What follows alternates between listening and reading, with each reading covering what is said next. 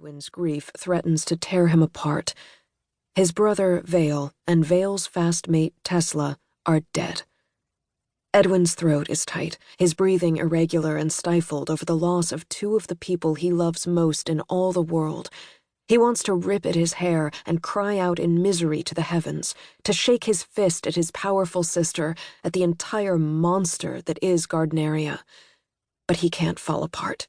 He has 3 children who need his protection, Vale and Tesla's children.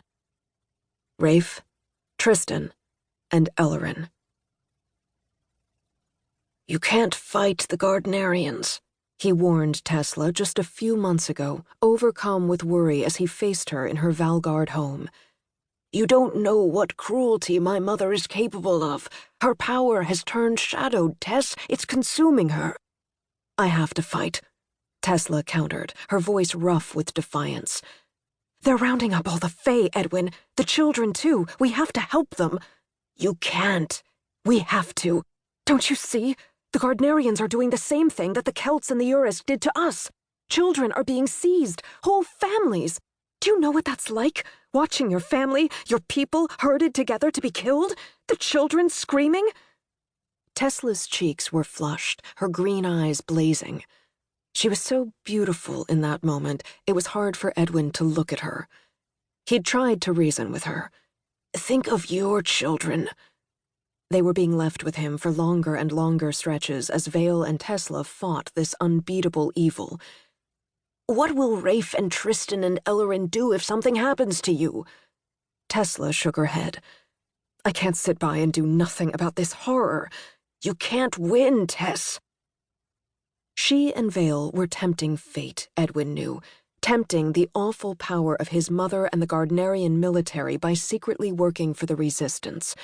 Both Vale and Tesla were involved in smuggling Fae children and families through the Spine's eastern pass, the two of them in league with Beck Keeler, Fane Quillen, and Jules Christian, and others. The ever-present knot of dread tightened inside Edwin.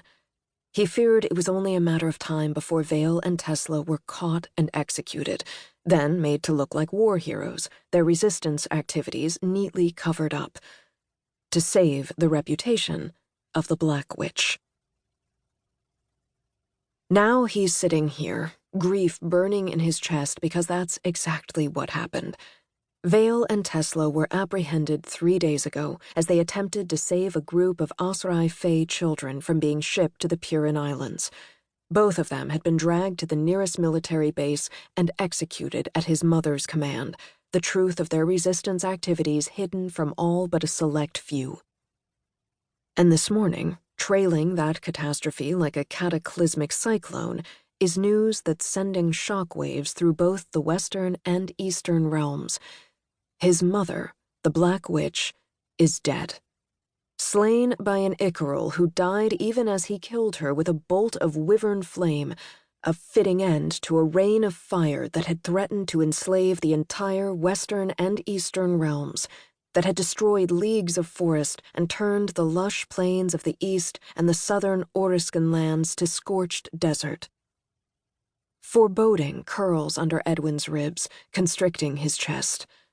The Gardnerians will be set on vengeance, and they're not weak anymore.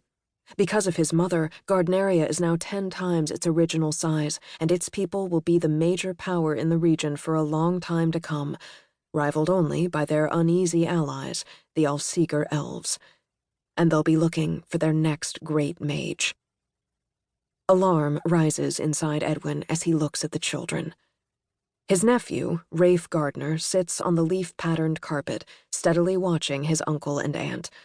At 5, little Rafe has the stoicism of a much older child, quickly appointing himself the protector of his younger siblings. He cries silently, his arms draped protectively around tiny Tristan. Tristan has curled himself into a tight ball of misery as he keens and whimpers, "Papa, Mama, Papa, Mama," over and over. Edwin's heart wrenches. Tristan's a fragile child, prone to tears and fear. The skinny 2-year-old's eyes are dazed and frightened. And then there's 3-year-old Elloren.